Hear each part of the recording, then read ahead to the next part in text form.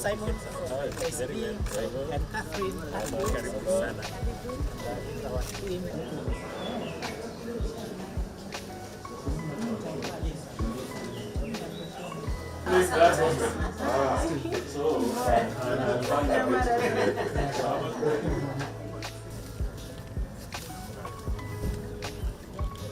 First in the team, of course, is His Excellency, the Prime Cabinet Secretary of the Republic of Kenya, Honorable Mudavadi. They're now calling you Sally.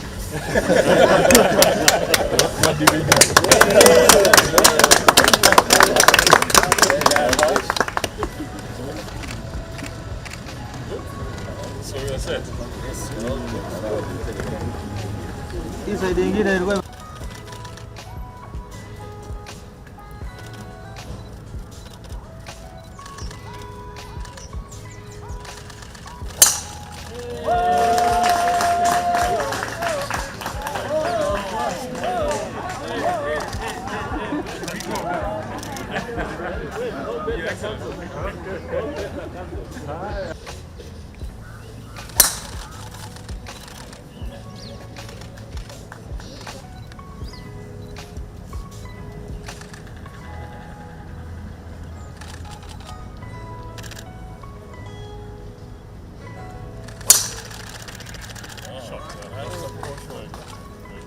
Okay, asante sana.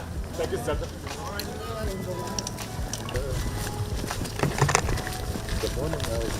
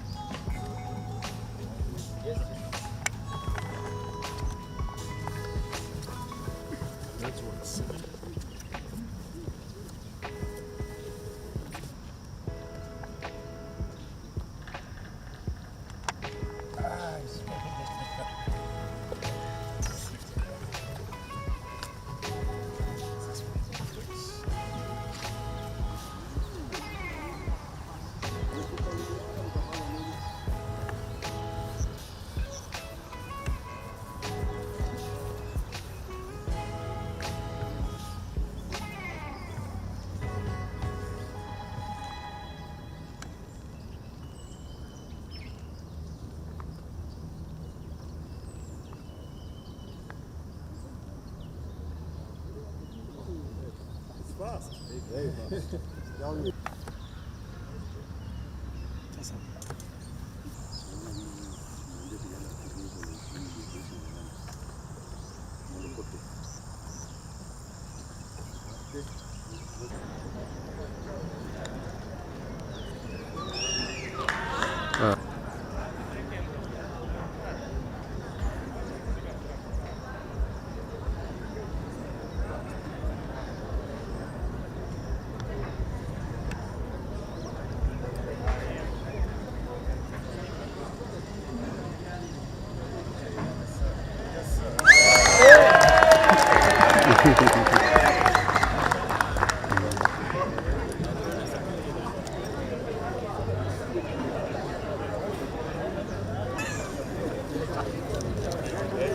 side. I'm on the other side.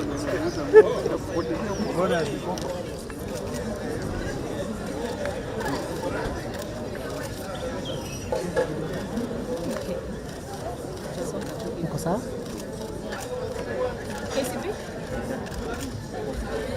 Uko sawa? You can have a handshake. Handshake. Nice. Nice. I'm a happy man today because I did a whole 18.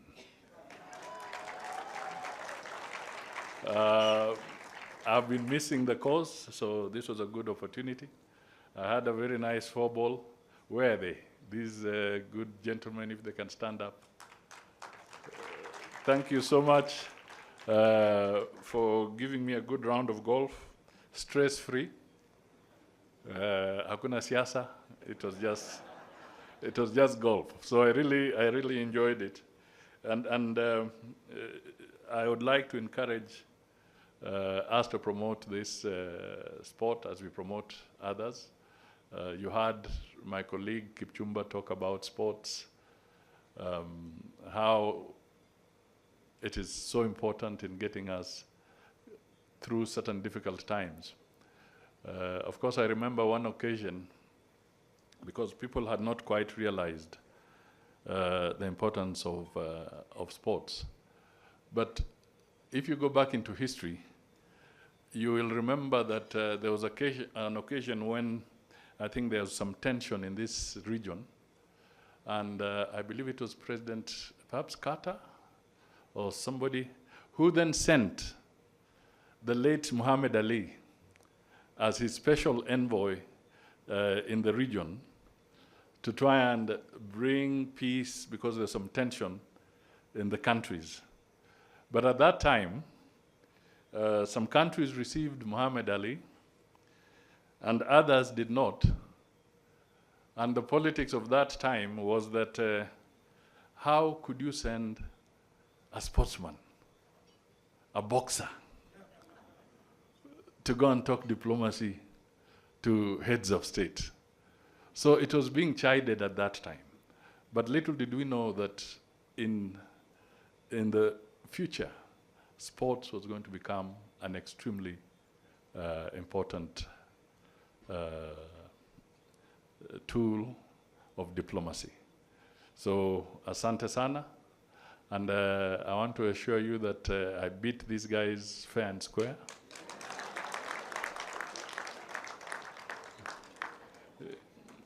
Mheshimiwa Kipchumba, there was somebody else, a very senior person on the African continent, I will not mention his name, but those who had a chance to play golf with him, whenever he would get onto the green, you know, that is where you do the final putt. I'm sure some of you saw my final putt there. It was a serious one. But what this guy used to do, he would wait, and because he was a very senior person, you would have to give it to him. Because if you don't give, labda mtaonana nyuma ya tent. So he would avoid putting, and then he gets there once he's on the green, and then he looks at you, and he expects you to say, it's given. That means he should not putt because he doesn't want to miss. So I'm just saying that these guys did not give me any free putts. I putted. So, ladies and gentlemen, let us celebrate our evening. Let us enjoy our golf, and thank you for being with us as we mark 60 years of diplomacy. Asanteni sana. Your Excellency, we know that Kenya is ranked in the top 5 in the number of golf courses in Africa, coupled with very good weather of all year round, breathtaking sceneries, and diverse wildlife. It is an ideal golfing destination.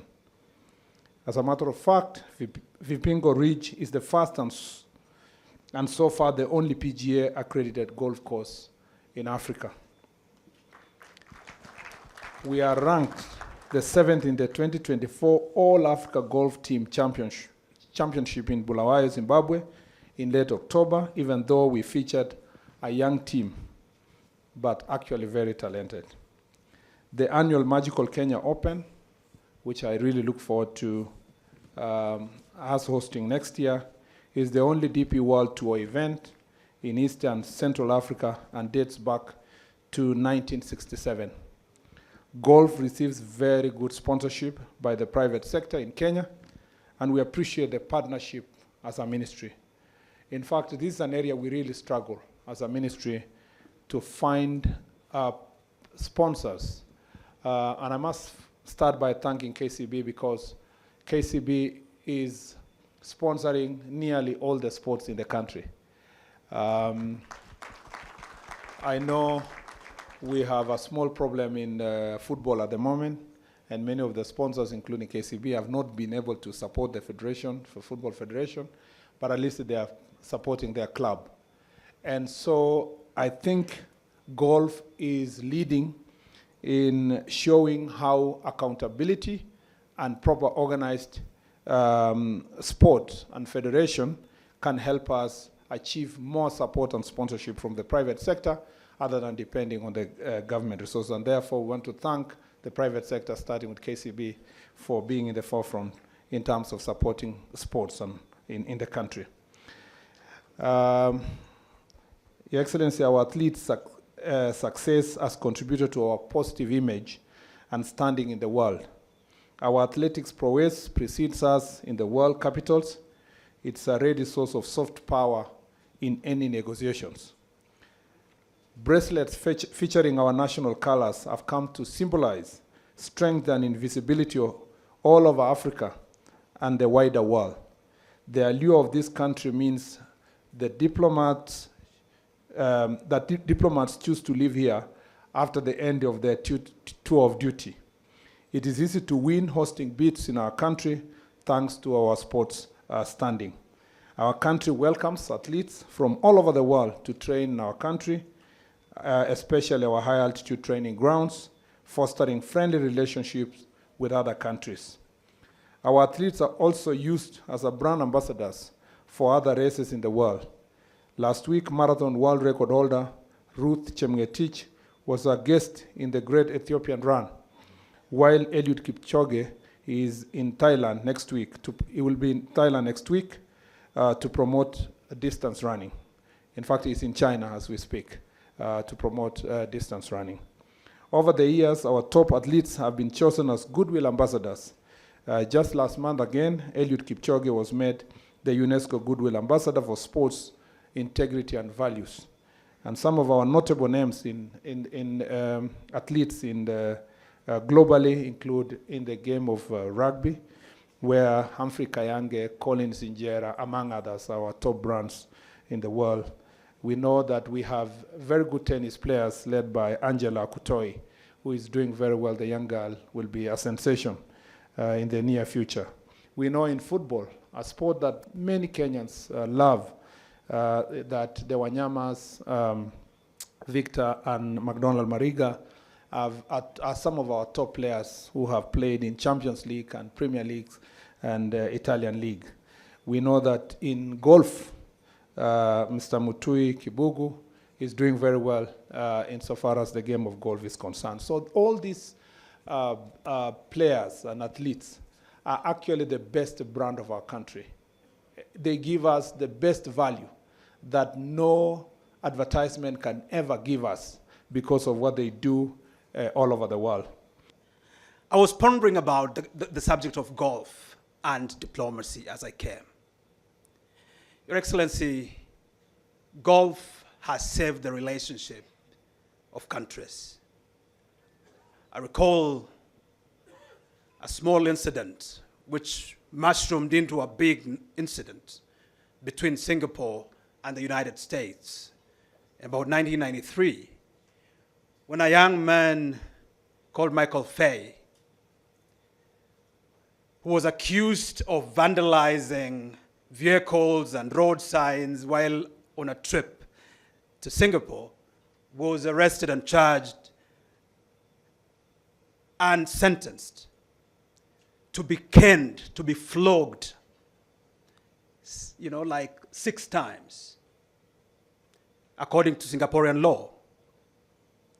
And that created a real kerfuffle between the United States and Singapore. It took a game of golf between President Clinton and the Prime Minister of Singapore to remedy that relationship. I want to submit that we are back, in my view, to the resonance of Gulf diplomacy, because in a few months, we will have at the White House a man who loves golf. And I believe very much that Mar-a-Lago, which is his golf sort of paradise, will play host to many diplomatic engagements. And so it's not inappropriate for us as a foreign service to choose this as the first event within what will be a week-long series of events to celebrate our 60th anniversary. Your Excellency, there is so much that golf can do for our country. And through you, because you're an avid golfer, I'm sure that this sport can be promoted and become another source for pulling into the country quite some critical investments.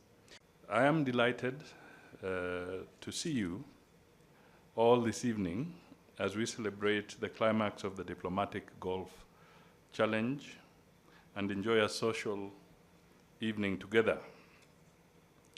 Let me, on behalf of the government and my colleagues, express our greatest appreciation to you for joining us to celebrate 60 years of Kenya's diplomatic journey, which started after our independence in 1963. Kenya has contributed immensely to friendly relations, international peace, and harmony during the past 6 decades. We have extended a warm hand of friendship to the global family of nations, as witnessed by the expansion of our diplomatic footprint from 12 missions at independence to 71 missions around the world today. We are proud to have opened 32 missions in Africa, 17 in Asia, 15 in Europe, 6 in the Americas, and 1 in Oceania. This underlines our commitment to build mutual relationships with all the people of this world.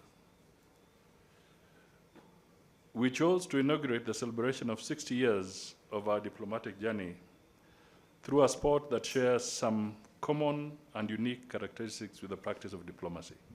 And you heard my Principal Secretary, Singoe, make some remarks on this. Golf is an old sport which became officially accepted in 1502, when King James IV of Scotland gave it the royal seal of approval.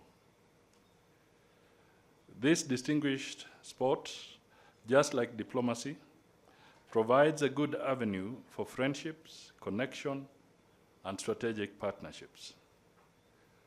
The symbolic nature of today's event is illustrated even more through the rich legacy of the Royal Nairobi Golf Club, which was the first golf club in Kenya.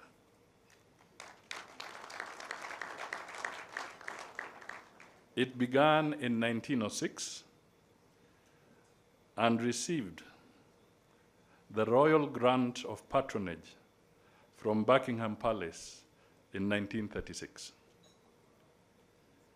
Your Excellencies, ladies and gentlemen, we appreciate the kind gesture of your presence here tonight for this dinner, a true testament of the cordial relations between the government, the diplomatic community, the private sector, and other institutions represented here.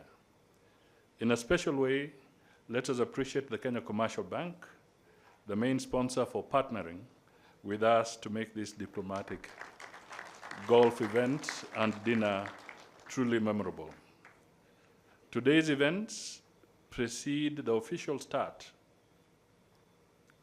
of our week-long celebrations of 60 years of Kenya's diplomacy under the theme, Kenya's diplomatic journey in contributing to a secure, sustainable, and prosperous future. I look forward to your participation in the forthcoming events.